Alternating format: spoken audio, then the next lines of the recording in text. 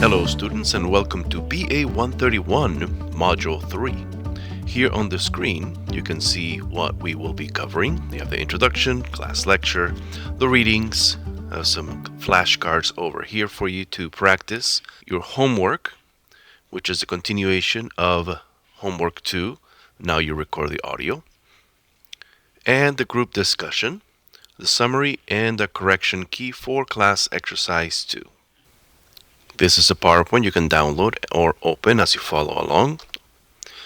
We're going to cover a blooper, translation interpreting careers, a job outlook, some do's and don'ts here in the PowerPoint, and a review of class exercise 2. I'll show you that in the module itself. This is a blooper that I found at one of our schools in Santa Ana Unified. I did not translate this, and to protect the guilty, we will not divulge who did it. But anyway, take a look at this. This is a typical notice from a school. The school is named Advanced Learning Academy. The initials are ALA or ALA.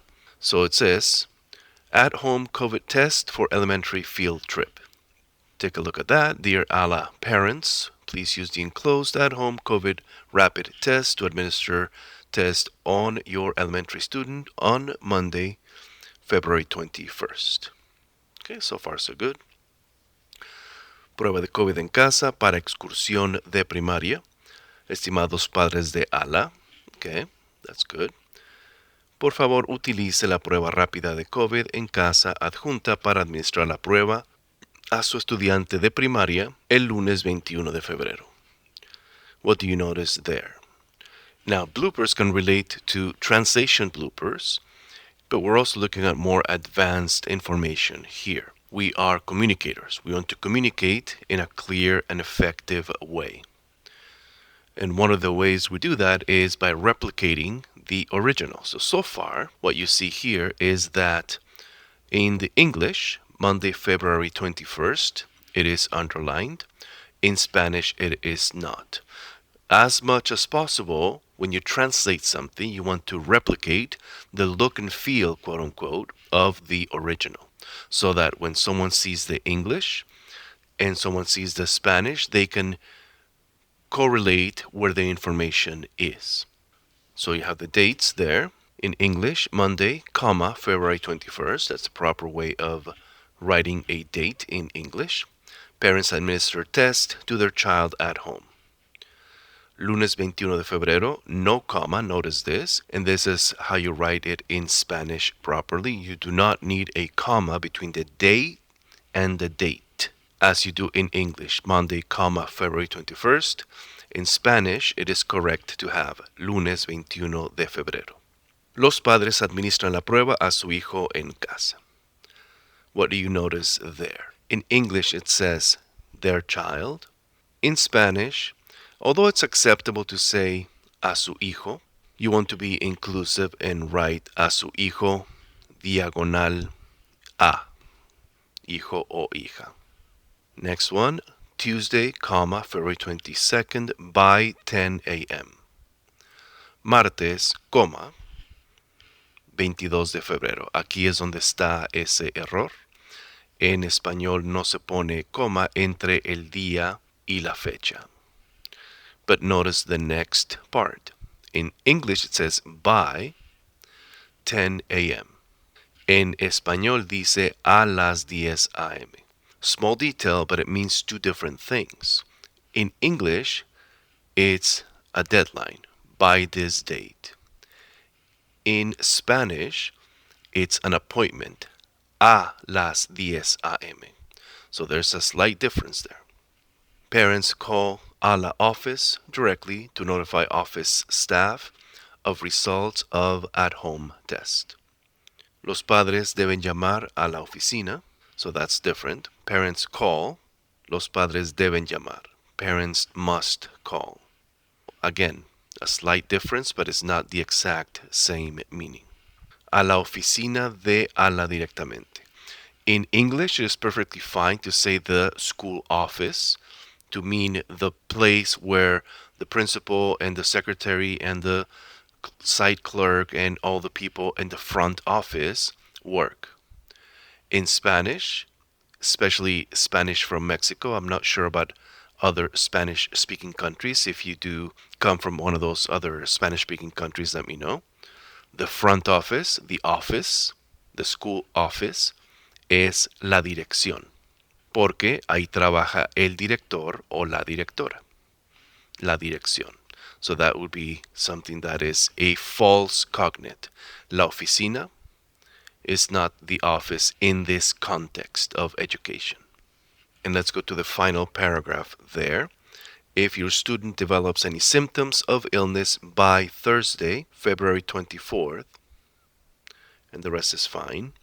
En español dice, si su estudiante desarrolla algún síntoma de enfermedad antes del jueves 24 de febrero. Notice the difference. In English, by a certain date includes that date. So in the English, it says if your student develops any symptoms of illness, Tuesday, Wednesday, or Thursday, right? By Thursday. In Spanish, it says si su estudiante desarrolla algún síntoma de enfermedad antes del jueves 24 de febrero. In Spanish, it does not include Thursday. Notice the difference. One word, by, antes de. In Spanish, antes de el jueves solo incluye martes o miércoles. Antes del jueves. It does not include Thursday. And that is the blooper for this week, one related to education, which is the topic that we are covering. We are going to look at this in the module, so we'll skip this. These are the resources. Again, these are the resources there. There's a video in the resource that you're going to check out. You can play it here if you like. It also plays in the PowerPoint. Another industry snapshot. This is in the module. We'll look at it there. This is also in the module, but I want you to review these specifically when you get to the module. These are some of the important qualities for translators and interpreters. So review these. Again, this is in the module. This is a video of what to expect. You can play it here and watch it here in the PowerPoint, or go to that URL if it's still available. Now here are some do's and don'ts of translations. When you're translating for an agency, use the official titles, the official names of the agencies. You do not have to reinvent the wheel. For example, for DACA, when you first use the acronym, you translate DACA, D-A-C-A, into Spanish, and after that, you use the English acronym. The example here, DACA students march to the state capital. The Spanish translation would be, los alumnos de Acción Diferida para los Llegados en la Infancia, paréntesis, DACA, coma, por sus siglas en inglés, cierra paréntesis, marcharon al Capitolio Estatal. Again, that's the Capitol, not the capital, right? Capitolio, the capital. La capital is the capital. Another example, las escuelas charter, you can use that is acceptable. People use that. And all you have to do is put the accent mark on the A because it is a palabra grave que termina en R. Deben proporcionar una educación pública gratuita y adecuada. FAPE, F-A-P-E, por sus siglas en inglés. Notice too that FAPE is in italics. FAPE is Free and Appropriate Public Education. Educación pública gratuita y adecuada a todos los niños con discapacidades en un ambiente que les permita ser instruidos con compañeros sin discapacidades tanto como sea posible. So that is how you write those. Remember the rules for quotation marks. We don't have to review those, but remember that.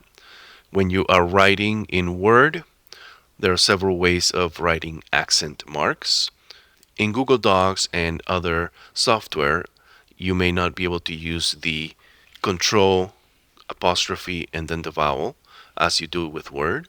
So you need to find the Alt ASCII numerical code. We have those in one of the resources above the modules.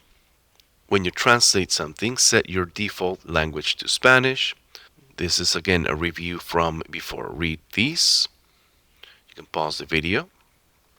When you're working for a specific organization, company, etc., ask if they have a glossary or style guide because they might use a specific term. For example, charter school can be escuela charter o escuela independiente o escuela autónoma, etc. For high school, they might use secundaria or preparatoria. And when you have the spell check set to Spanish, you're going to see those red underlines and you can check those. This is a review of the grammar rules. We went over these in the last module. This is a video you can watch right here for accent marks in Spanish. That's about a 14-minute video. This is a reminder on educational glossaries. We covered this last week, where the resources are. And we have a correction key for class exercise 2. We'll go over that in the module. These are the references for exercises for sight translation, including interpreting to an audience or a small meeting. Practice reading aloud in front of a mirror. Read passages aloud from a book, newspaper, or magazine. Record yourself and analyze your rendition critically. Pay attention to your voice, your pitch, your tone, any hesitations, voice projection, enunciation, posture, etc. In court and in medical situations, you might have some emotional situations. So be sure to control your emotions while reading aloud texts with high emotional content, such as fear, anger, humor, etc. Refrain from showing your personal reaction to the subject matter. And whenever possible, practice public speaking before a group of people whenever you are given the opportunity. Practice with friends and family, as this is a skill that you need to learn as a court interpreter and any kind of interpreter. Many times I've had the opportunity to present next to the mayor, the school district superintendent, principals, etc. You need to be able to have those public speaking skills at your fingertips and ready to use whenever you're called upon to interpret, because you're not just transmitting the message, not just the words, but also the emotion, the certainty, whatever the person is conveying. So it's important for you to practice public speaking skills. And if you have questions, you can send me an inbox, an email. Any general questions, you can post them in the proper place with general course questions above Module 1 so that if other students have the answer, they might reply as well. Let's go back to the module. This is the introduction to Module 3. This is what we'll be covering. These are the materials right here. These are the resources that are up here. So I just opened them. So this is going to take you to these pages. You're going to see the Occupational Outlook Handbook from the Bureau of Labor Statistics. This is the video I want you to watch on interpreters, translators. Look at this information. Number of jobs for 2024, job outlook 24 to 34, employment change. And you can click on these and go through what the average pay is, job outlook, etc. This one, how to become an interpreter or translator. You can read through these. And this is the job outlook for interpreters and translators. Review this information. That's part of your reading. The class lecture will be here, the video that we're recording now. And this is the PowerPoint for the class. You can open it or download it. These are the readings for the module relating to education. Some articles right here and IEP resources. The Quizlet flashcards are right here. Review these. You do not have to memorize them, but it's good to know and to have them in your back pocket of your mind, so to speak. The homework is to upload your audio for homework number 2. Read the instructions, and the due date is Sunday. If you've never uploaded a media file before, these are the instructions, and you can do that right here. For the group discussion, we're going to cover false cognates in education. So besides a word such as atendencia, which I have seen for attendance, or asistente principal for assistant principal, What other false cognates or falsos amigos can you find? Here's the definition of false cognates. These are terms that seem to be cognates. A cognate is a word that has the same meaning in one language or another. Words that sound familiar but do not come from the same root and therefore have different meanings. And because of similar sounds and meaning, have different etymologies, which is the history of the origin of the word. A classic example that is not education related is embarazar and embarrass. Of course, these are not the same.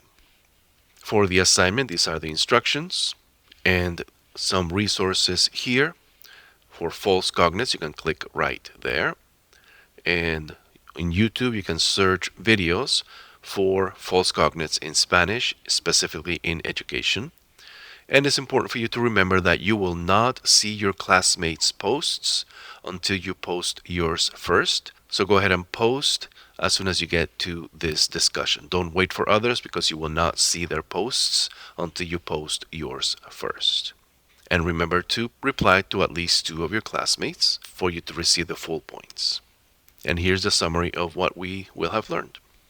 And at the end is the correction key for class exercise 2. I want you to look at your translation and look at my translation here. This is one option, and things in parentheses are alternatives. So you could have said, un inicio agridulce del año escolar para los maestros que trabajan bajo DACA, or comienzo de año escolar agridulce, bittersweet, right?